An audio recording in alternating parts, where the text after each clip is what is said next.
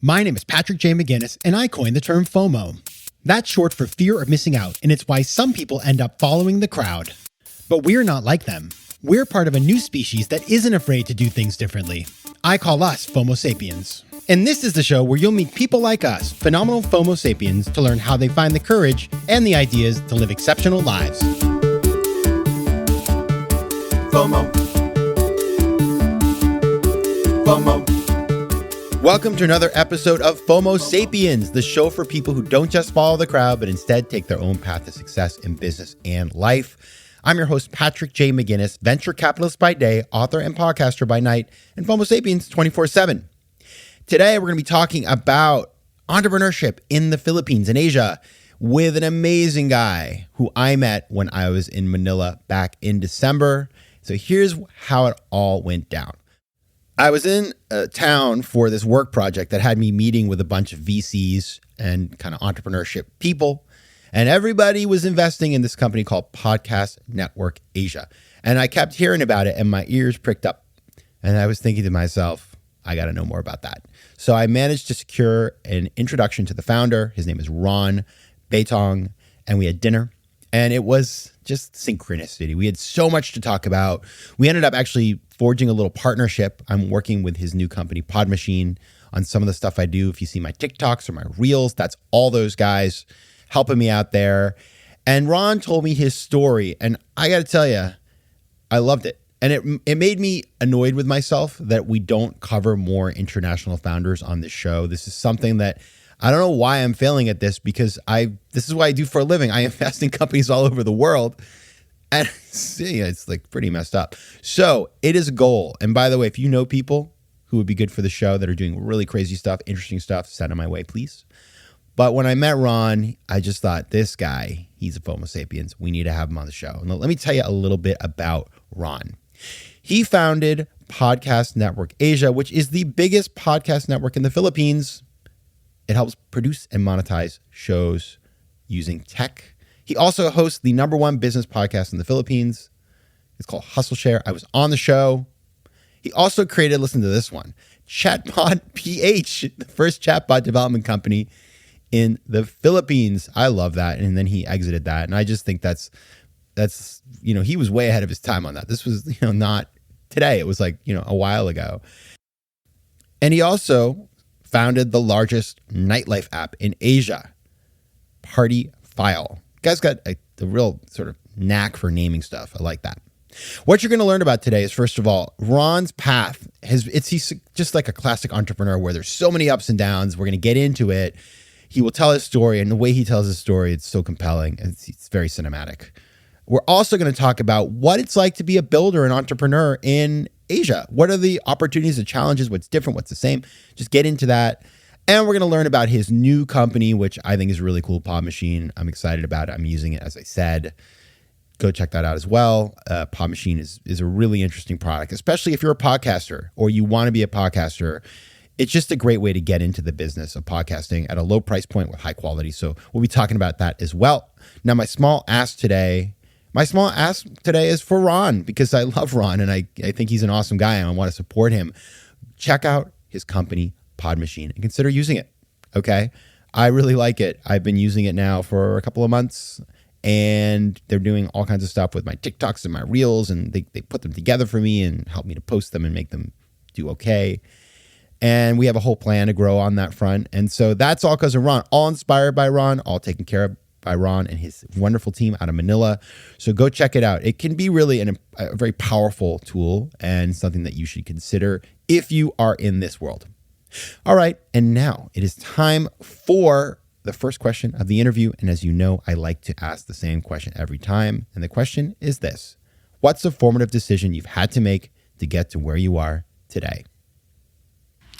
The most important and the most formative decision I've had to make is to believe.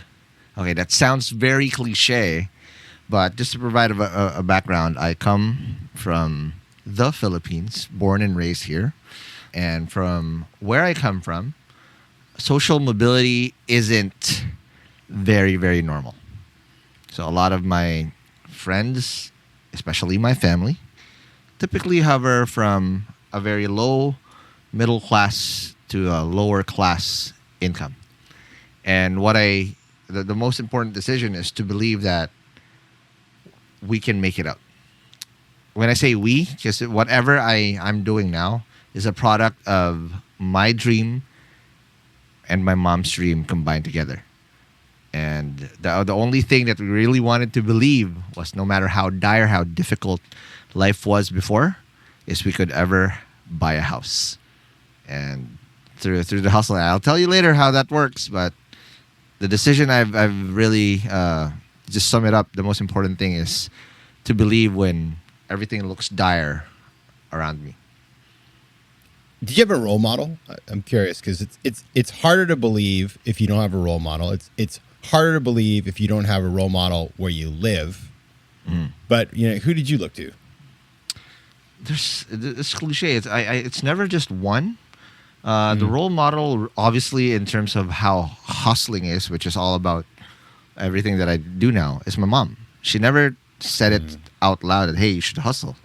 But I saw her literally go to debt. This is a typical single mom American story where, you have a child, you're going to have to go through multiple jobs. She didn't have multiple jobs. She had one job, but she had a lot of side hustles, and she was deep in debt to get me across. Because, again, social mobility didn't exist where I am, because majority of the time, a lot of my contemporaries are stuck in public schools in the Philippines, which, again, already is a death kiss if you're educated that way. She gave me opportunities to believe and hustle. She put me in good schools that she can't afford, but that allowed me to really discover my talents, instill confidence. And then a lot of other people, I idolized one person a lot. And growing up, his story just resonated to me the most. His name is Chauncey Billups, is the NBA basketball player, the Detroit Pistons, where people always counted him out. Again, bounced around the league, almost got thrown out, and then in Detroit Pistons, he came from, an afterthought to a Finals MVP. It's very much just like my journey, though as an entrepreneur. So, Ron, now you are an entrepreneur. You started companies. You're on, I believe, your second company. My third, what was the actually. pathway? I mean, your third, of course. Got to do my research. So what was your pathway to entrepreneurship? I mean, like you said, it's not typical to have social mobility. It's not typical to start 3 companies, but it does happen. But for you, what was the pathway? So it started out with this one pivotal moment, because it all starts with my first love, basketball. I was in varsity in high school. I didn't really study at all. That was the only thing I really wanted to do. I had failing grades. And then come college, I had this jock mentality. I don't really care, but I wasn't a basketball player anymore. And then I failed the most easiest subject that you can think of. I'm the only guy that failed. It's called algebra. And that almost derailed my whole journey already. And then that's when I realized that, hey, my mom worked so hard to give me these opportunities. Am I just going to blunder it? Before, I channel every single thing that I do through basketball. But since that does not exist, I need to find something that I'm good at that that I can put everything else. Obviously, school isn't that. So the first path that really paved the way for me in this journey is I worked in a call center. I was 18 years old in between my first and second year of college. And that was the most pivotal, if it's not the decision, that was the most pivotal moment that made me realize 2 things. Number one, my real gift isn't basketball. My real gift is my ability to communicate, and that's how I learned how to speak like this. Because I was a telemarketer. I'm one of those annoying guys that call you every single day trying to sell you something you don't need. It's not our fault, by the way. Those calls just come in. As soon as we hang up, there's another one that's on the line. 100 calls a day. That's how I learned how to sound like an American in the most natural way. And I always get this like, hey, how come you sound like you're from the Bay Area? I'm like, no, it's because I did it. Even the cuss words. Accent remediation. Yes. That's what they call it in the industry. Accent remediation. Absolutely. And then at that point, that's also what I realized. Because I didn't stop schooling. I kept going to school. That's when I realized how hard it is to make money. And I saw a lot of my colleagues, they were like in their 40s. Sandy Sue was like, I don't want to do life like this. There's got to be another way where I can get to that dream that we believe in sooner, where I don't have to waste my whole life trying to do that. And the natural way, for some reason, is to be an entrepreneur. And I was taking up commerce as a course. And in between your first and second year college, you don't have a major yet. You only get to choose your majors at your third year. And I studied in the oldest university in Asia. This name is University of Santo Tomas. It's 400 years old. It's older than Harvard. Okay, wow. So, and that school, no matter how old it is not known for business. It's known for medical school. It's known for architecture, for accounting. Business is not what they're known for. It's a very strong program in 17th century studies. Yes. And sorry, Dominican old school stuff. Right. So going back, I was really trying to find a way, like, how can I learn how to be an entrepreneur? And again, I'm just go off tangent right now with my podcast called Hustle Share, where I talk to entrepreneurs. Entrepreneurship is taught by doing, not by just, a course. But I took it. And I almost didn't make it. I had to beg because, again, I had a deficiency, that algebra subject that I failed. They almost didn't take me in. I was like, hey, I cried in front of the dean or the department head. So just give me a shot. I'll make sure that this is worth it. I'll be an asset to this program. So they gave me a shot, and then after getting in, I was now taking up entrepreneurship. And again, that school is not known for entrepreneurs. Sadly, sometimes, majority of the time, everyone that studies entrepreneurship does not end up becoming an entrepreneur. FOMO. So talk about, for folks who haven't maybe been to the Philippines or don't know sort of the entrepreneurship scene. So we met back in December, and I was over there. We had dinner, hit it off right away. And I had spent about a week and a half meeting with entrepreneurs. So I got a sense of what the country's like. And it's kind of interesting because it's a fast-growing country. It's a big country, over 100 million people, English speaking. There's a huge call center industry, as we talked about. Yep. So like when you call somewhere and you have a Filipino person pick up, remember, it could be the next Ron, so be nice. Yes. Right? Yes. But you have all this stuff happening. But at the same time, entrepreneurship is, startups like, what we think of in the States, it's pretty new. There's some of these families that kind of control the economy of the country. They kind of like corner the market. So being like just a dude or a lady and starting your company and raising money, like it's a whole different animal. So Ron, like, talk about, just paint a picture for us of what it is like to be an entrepreneur in the Philippines. You have a handicap. It's already hard being an entrepreneur by default. But starting out in the Philippines, you have a very massive handicap. Number one, just to paint a picture, in Southeast Asia, there's startups. And their closest, in terms of proximity and culture-wise, is Indonesia. Indonesia has 14 or 15 unicorns. The Philippines so far, unfortunately, doesn't have any yet. So there's a handicap because, again, there's several multi-generational things that have been instilled here. We're a service type of country.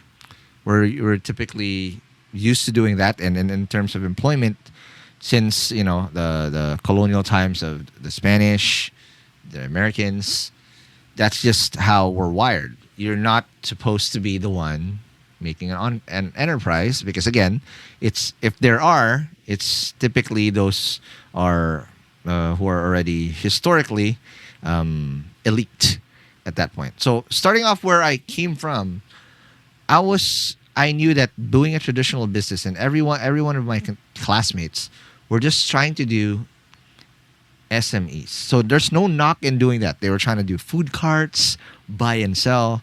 That's great. That's probably 90% of the businesses that people do. But I said I didn't want to do something like that because, again, I believe that I can get my mom a house. Luckily, during my third year, there's this guy who had a conference in the school that says you can make money online or make businesses online. I didn't even know what a startup was. It wasn't even called a startup yet.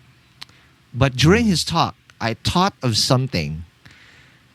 It's like a eureka moment. And it's like, I want to create a website that gets people on the guest list of clubs, of nightclubs. Because I love partying. And every single time I have to party, my poor whatever budget, that like my $5 budget goes to just paying cover. It's like, man, that could have been a couple more drinks, but it's gone, right? So I wanted to create that. And again, I knew the problem very well. I approached him and he said, okay, I'll help you. But under we met up, and two things he asked first before we started was, number one, he asked me, Ron, do you do drugs? I'm like, no. Just because I look like this, scrawny kid. I used to smoke cigarettes, but I've never done that. I wouldn't do that because my mom taught me how not to do it. Like, nope, that's a line you don't cross. And then the second thing, the only condition he asked me was, if you ever become successful, don't pay me back, pay it forward. His name is Joji Azurin. He just passed last year, and everything that I do now technically is in honor of that bargain that we set. So long story short, I created this website that gets people on the guest list of clubs. I did that for 6 years. It got funded by 500 startups and a few more and I got funded after 2 years of being broke. I went from club to club to club to get people on the guest list. It became the biggest nightlife app in Asia. But in 2016, it's compounding rookie mistakes that happened. Stupid decisions after stupid decision. But the death kiss, and I hate to say it like this, but the death kiss was, there was a big rave that happened here in Manila, 2016. I had 2 months of runway left. But if we made it there, we would have picked it up already. My lead investor went to this rave that we sold tickets to. After I sold tickets, I went home. And then in the morning after, his family was calling me. He's like, what's going on? I don't understand. I went home after selling. He passed away. He was our lead investor. At the rave? At the rave. Oh, no. It was a overdose. Popped a bad pill. So that at that point on, this is 2016. Rodrigo Duterte, this new president coming in who hated drugs, won the election. So nightlife, that was the last big rave that happened ever in the Philippines. And that also came with my business. I had 2 months runway. So after that, nightlife was dead. I had to let go of my people, and I started from zero again. I lost everything. The most gut-wrenching feeling I've had ever. I remember being super confused and just hopeless at that point. Wow. When it rains, it pours. It's like, it's a perfect storm. You can survive one thing, but when there's 2+ all at the same time, it's very hard to make it through. That's an insane story. Now you did. This is like, it's funny. When we first met, you told me about this company you started and sold, and I was like, oh, that sounds nice. And now the world, everything that's happened since with ChatGPT has made me think like, wow, Ron is really like, he's ahead of the game. Because you started a thing after that called Chatbot PH. Correct. Which, I mean, that name alone, these days, like, you could just sell the name for $35 million. But talk about, and you sold this business. This was like a big milestone for you. Talk about that and how what was the idea, how you started it, because you did it so quick. It is really kind of incredible. Tell us that story. Thank you. So during the last few days of Party File, there's this big keynote that Zuckerberg was talking about. He's like, hey, you can now put chatbots in Messenger. I don't know anything about chatbots. And the very first idea, again, similar to my Eureka moment back then, very first idea that came through, hey, this would have been what we needed for the guest list thing to do. Because people didn't need an app. By default, people sent names through a chat, through text, through Messenger. If we only had this bot, this would have worked. So I said, all right, I'll try to do this. But on the side, I also just bought the domain chatbot.ph. I don't know anything about chatbots. But this... Okay. How much? Like 99 cents? Nah, probably somewhere in between $10 to $20. Oh, man. You stinker. That's pretty good. So I bought it. It's like, all right, whatever. We'll apply this. And then, unfortunately, Party File died. But I still had this in my back pocket. So at that point, lost everything. I had to look for freelance jobs on Upwork just to, I have bills to pay. But even during those times, my decision was still the same decision, which is to believe. I've always believed that I can still probably figure it out. I just need to try again. And when you hit rock bottom, everything after that is up, right? So I created my very first MVP. Was just a deck. I didn't know anything about bots. So I had to Minimum study on viable the fly. product, everybody. Nope. Yeah, it's your prototype. Mm-hmm. Correct. So I pitched that, created a website. I had the perfect domain and still own the domain now. And all of a sudden, I created a very easy chatbot and, again, a PowerPoint presentation. And my very first client that came through was Citibank. And this is a brand new company. And then, boom, all of a sudden, it's a $5-digit check. US. It's like, boom, I think we got into something. But this time now, I applied every single thing that I learned from Party File. And within 12 months of putting it up, I got it acquired. And after that, I was finally able to buy my mama house. FOMO. That's amazing. So that's the story. It's insane, and it just shows you. Oh, I mean, just a comment here because we're in an environment where it's really hard. There's less opportunity. There's less capital. Yeah. And you're like, you have your podcast is called Hustle Share, and like generally like, the hustle culture in the U.S. is kind of toxic, right? So like we have to be. That word has like it's loaded for a lot of people. Yeah. It's polarizing. But you do this business, which is the Party File business. You experience some success. You get your education. You get your like 6-year MBA. Yep. It dies. Kind of external events. Exogenous events. It's just insane. You then humble yourself to go do freelancing gigs on Upwork. Which, by the way, I have to imagine that first time you logged in, you're like, ugh, this sucks. But you do it. Yep. And then you strike while the iron is hot. You're creative. You keep going.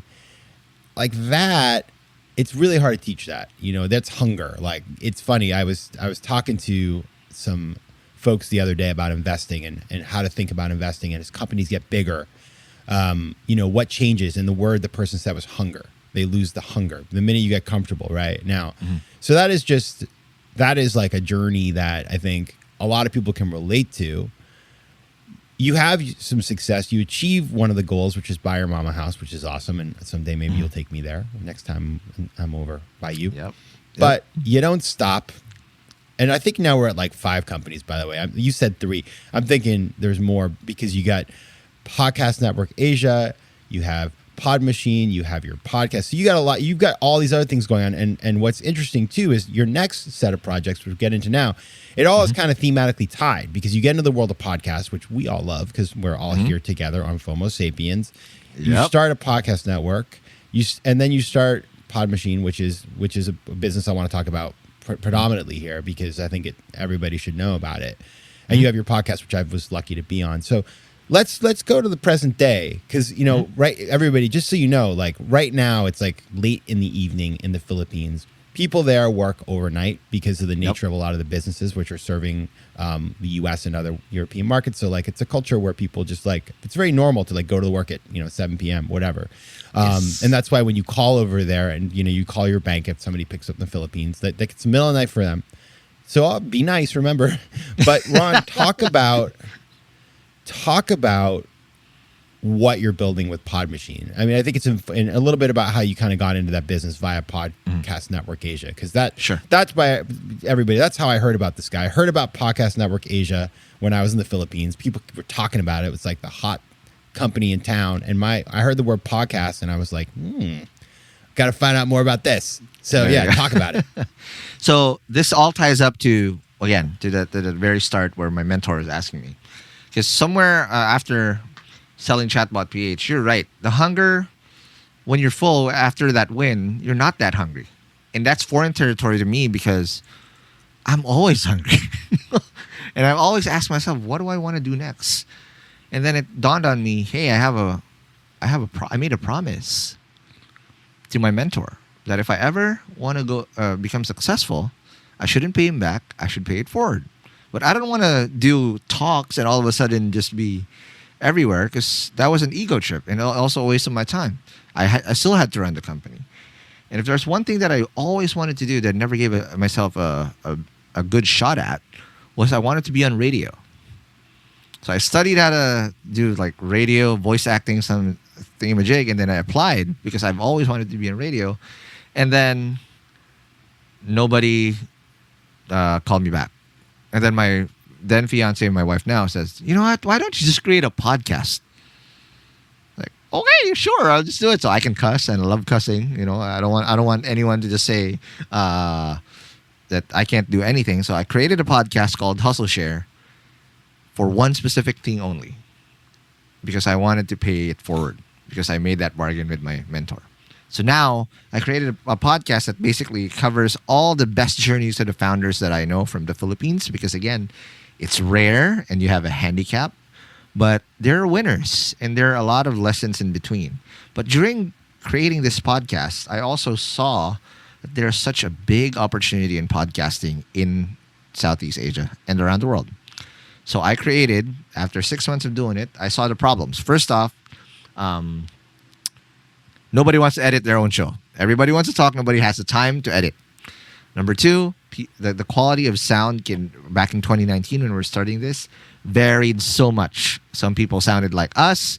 Most people don't sound like this. So you had to step up. And third, nobody knew how to grow their show. And number four, nobody knew how to monetize that show. I was able to do everything of all of those within the first 10 episodes. I was able to monetize my podcast. Say, hey, I've seen this model in the startup ecosystem called accelerators and incubators. And why not do that instead, but for podcasting? So again, I went vanilla. Every name that I create, startup that I need is always straightforward. So I bought the name podcastnetwork.asia and started talking to podcasters, and then started growing that. Got some significant funding, raised at least $750,000, and also I had another eureka moment. We were helping out at around 2022. We already had 230 shows. We had 35% of the top 200 podcasts in the Philippines, around 10% in Indonesia. So we were the biggest. We were talking about 8 million downloads a month combined. So we had to create this whole thing in Southeast Asia.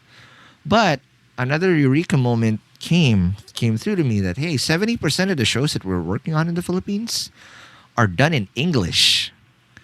And we actually solved the very problems that we had in PNA, or Podcast Network Asia. Why not solve this same problem, but for podcasters around the world, and give it a proper platform, so podcasters that don't have the time to edit or grow their show can just give us the file, and then 48 hours after, they can already publish their episode. So it's everything that we did in that product to solve our problems in P&A is basically what eventually turned into Pod Machine. Wow. Okay, so you got this moment to pitch everybody who's listening, because we have lots of people out here who love podcasts, who have podcasts. Mm-hmm. I'm using your service now. Yep.